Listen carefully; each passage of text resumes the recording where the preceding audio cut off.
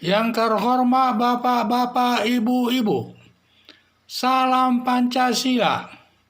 Bapak-bapak, Ibu-ibu yang melihat video saya ini, tolong jangan lupa subscribe, like, dan di-share. Sifatnya gratis. Saya akan mengomentari tanggapan atas kata Dr. Zakir Naik, Yesus disalibkan diganti dengan orang lain. Jadi ini sumber saya dari YouTube. Jadi Zakir Naik menyatakan bahwa Tuhan Yesus itu tidak disalib, diganti dengan orang lain. Ya, itulah yang saya ingin tanggapi sekarang, dan saya menanggapinya dari sudut pembuktian hukum pidana. Sekali lagi saya sampaikan, saya menanggapinya dari segi pembuktian hukum pidana. Jadi saya lihat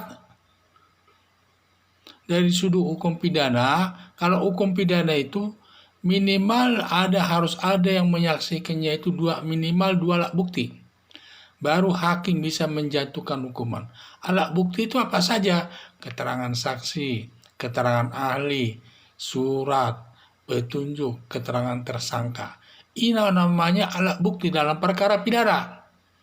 Jadi hakim kalau menjatuhkan hukuman minimal didukung 2 alat bukti. Dan 2 alat bukti itu satu sama lain harus berhubungan sehingga saling terkait untuk membuktikan bahwa meyakinkan bahwa orang itu bersalah sehingga menjatuhkan hukuman itu sesuai dengan perbuatannya. Sekarang saya kaitkan dengan penyaliban Tuhan Yesus. Tetapi masalahnya bukan soal kejahatan, masalah penyalibannya itu katanya Dr. Zakir Naik, Tuhan Yesus itu disalibkan dengan diganti orang lain. Jadi saya ingin menanggapinya. Tuhan Yesus mulai dari dia ditangkap, sampai dia disalibkan, sampai dia naik ke surga, banyak yang menyaksikannya. Tidak. Jadi sudah benar Tuhan Yesus disalibkan. Contohnya, saya lihat satu. Tuhan Yesus mulai ditangkap oleh muridnya. Apa? Muridnya dibicarakan dia ke militer Romawi. Selanjutnya, militer Romawi menyerahkan kepada Pontius Pilatus. Di depan Pontius Pilatus, semua banyak yang menyaksikannya dan Pontius Pilatus menanyakan masalahnya. Dan Pontius Pilatus tidak menemukan kesalahannya. Sehingga dia menyerahkannya kepada orang Yahudi atau Farisi.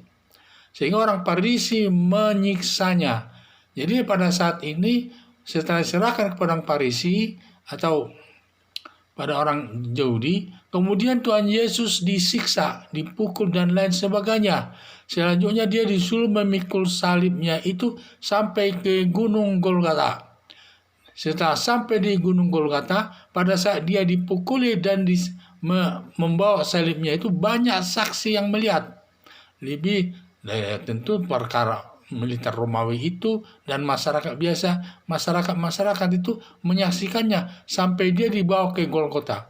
Setelah sampai di Bukit Golgota, tentara Romawi ini menyalibkan Tuhan Yesus. Ada 3 orang disalibkan kiri kanannya. Dan juga setelah disalibkan Tuhan Yesus, banyak yang menyaksikannya, termasuk Yusuf, istrinya Maria, dan lain sebagainya, tentara Romawi dan pihak-pihak lain, banyak yang menyaksikannya. Setelah jam 3 sore, Tuhan Yesus meninggal dunia. Dan ini juga banyak yang menyaksikannya, termasuk tentara Romawi. Selanjutnya, setelah mati, dia dikuburkan di kuburan Tuhan Yesus itu. Yang menguburkannya adalah tentara Romawi dan juga dikasih pakaian oleh keluarga Yusuf, pakai baju putih dan lain sebagainya. Itu dijaga juga oleh tentara Romawi. Besok, selama dari pagi sampai malam, dari malam sampai pagi dijaga tentara Romawi. Ternyata Tuhan Yesus pada itu sudah bangkit dan disaksikan dia datang kepada murid-muridnya. Sehingga mereka bertemu dengan murid-muridnya. Murid-muridnya heran bahwa sayalah Yesus itu. Buktinya ini tangan saya yang dipaku dan perut saya itu yang dipaku.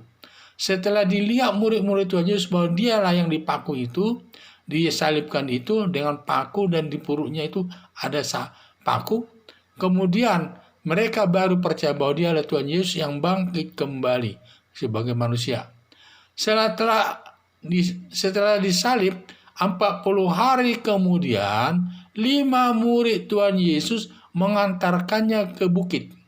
Dari bukit itulah dilepaskan Tuhan Yesus naik ke surga, terbang naik ke surga. Disaksikan 5 orang. Jadi ini saya bilang, jadi bahwa Tuhan Yesus itu benar disalib, dari mulai disalibkan sampai dia naik, disalib sampai dia naik ke surga lagi. Semua ada yang menyaksikan, ada yang menyaksikannya dan melihatnya. Kalau menurut Zakir Naik katanya Tuhan Yesus itu tidak disalib, diganti orang lain. Kalau memang diganti orang lain, apakah ada saksi yang melihat mengganti Tuhan Yesus itu? Siapa saksinya yang menggantikan Yesus itu? Padahal Tuhan Yesus banyak yang mengawalnya. Kalau ada yang mengganti, tentu tentara Romawi itu akan protes, akan ribut. Siapapun nggak berani mendekat ke sana. Jadi ini saya lihat, Zakir Naik ini hanya menyatakan Tuhan Yesus ini diganti, hanya pernyataan sepihak, diduga-duga saja, tidak ada buktinya saksi yang lain yang melihat bahwa Tuhan Yesus diganti dengan orang lain pada waktu disalibkan. Tidak ada saksinya. Jadi semua dengan demikian bahwa disalibkan Tuhan Yesus itu berdasarkan kesaksian dari pembuktian hukum pidana sudah benar.